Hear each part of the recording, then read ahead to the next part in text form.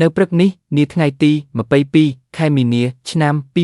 2026សម្ដេចតេជោហ៊ុនសែនបានសម្រេចចិត្តធ្វើរឿងមួយដែលធ្វើឲ្យផ្អើលអស់ពិភពសិល្បៈនិងអ្នកលេងបណ្ដាញសង្គមដោយលោកបានឆ្លៀតពេលដ៏មីញឹកអញ្ជើញទៅសួរសុខទុក្ខតារាកំប្លែងនីក្រិនដោយផ្ទាល់ដល់គ្រែពេទ្យនីក្រិនកំពុងតែស៊ូជាមួយជំងឺយ៉ាងធ្ងន់ធ្ងរ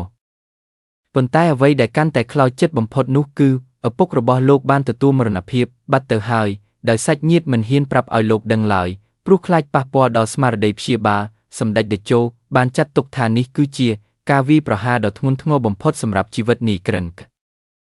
មិនត្រឹមតែមកសួរសុខទុក្ខទេសម្ដេចតេជោបានប្រកាសធ្វើរឿងដ៏រំភើបមួយគឺធានាឲ្យកូនទាំង3នាក់របស់នីក្រិននៅខេត្តបាត់ដំបងបានចូលរៀនឡើងវិញទាំងអស់សម្ដេចបានបញ្ជាក់យ៉ាងច្បាស់ថាខ្ញុំបានប្រគល់ការងារឲ្យប្រឹមប្រិយស្រីនិចទៅជួយរៀបចំកូននីក្រិនទាំង